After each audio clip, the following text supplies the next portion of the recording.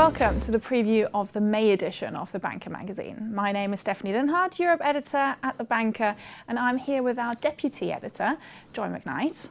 Now, Joy, you've written the cover story this month. It's about the future of bank branches. And we've seen, especially in the UK, a lot of branches being closed by the banks. Now, tell me what's really behind this drive of reducing the network? Yeah, so a lot of banks in the more mature banking markets have really cut back on their branch networks over the past 5 or 6 years. And first of all, it's cost cutting. Obviously a lot of banks are facing the depressed margins and they're looking at their whole operations to see whether they can cut costs. Secondly is really around technology. So there's new advancements in technology such as voice and fingerprint biometrics, the mobile phone, sort of the functionality that you can have on mobile and online means that, which is a third reason, is actually driving a change in customer behavior. So there's a lot less footfall in branches and a lot more digital and online interactions. So those are the main 3 reasons why. But there's also a trend towards a rebuilding of the network.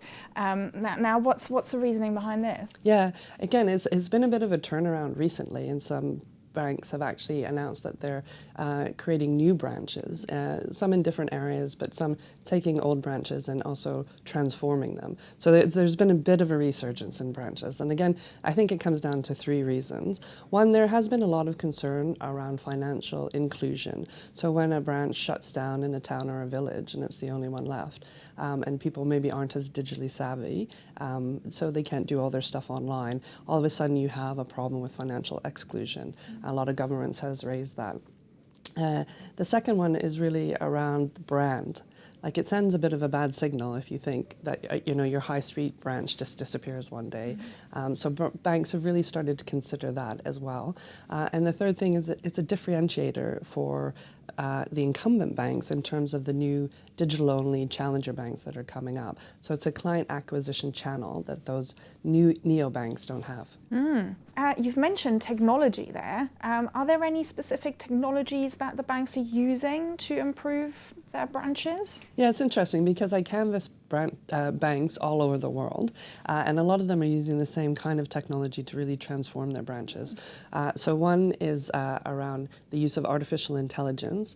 So they've created these avatars so people can come in and they're sort of not talking to the person as such, but the avatar can answer the very common questions and things like that.